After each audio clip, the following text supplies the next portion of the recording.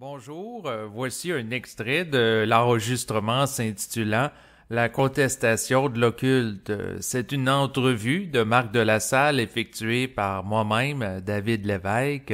Vous pouvez l'acheter sur le site web marcdelasalle.com.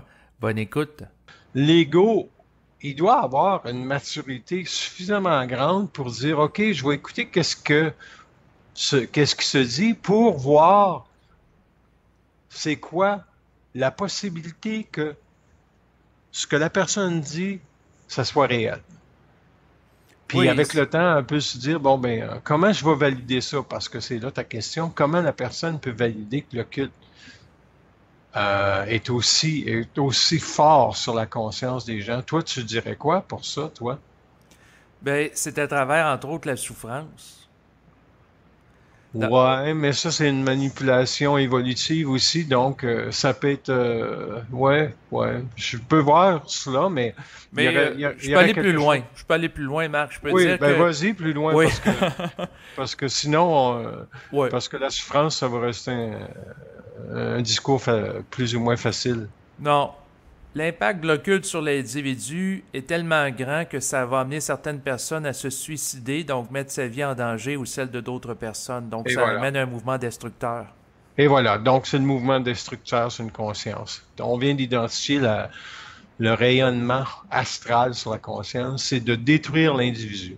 Comme une personne qui est consciente de l'occulte, là, qui est consciente qu'il y a des entités qui veulent tout simplement se greffer à sa conscience par la pensée réfléchie ou quoi que ce soit, à un moment donné, c'est certes que c'est pas la souffrance qui va faire qu'elle va définir qu'est-ce qui la chevauche, mais c'est beaucoup plus la volonté de contester le culte. Puis là, dans la volonté de contester le culte, ben, faut pas être trop de crainte, parce que si tu as de la crainte à parler avec l'invisible, là, les gens vont dire, ben là, il est déconnecté, le pauvre gars. Puis dans le fond, la vie matérielle, puis la vie invisible, c'est la même réalité. Pour moi, il n'y a aucune différence. C'est juste que la perception vibratoire d'une table, ben, je vois très bien que c'est une table.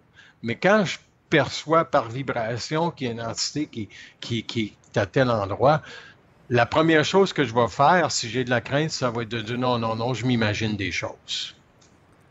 Exactement. Ben c'est sûr que la réalité c'est un continuum énergétique dans le sens que la table c'est une énergie qui est plus densifiée que le plan d'énergie sur lequel se trouve l'entité.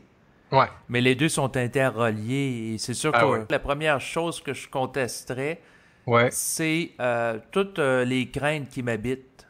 Oui, oui, entièrement d'accord. Si tu commences par ça, tu commences à dévoiler ta propre psyché, commences à dévoiler, ben, d'où ça vient cette peur-là que j'ai? Étudie tes craintes, regarde tes craintes.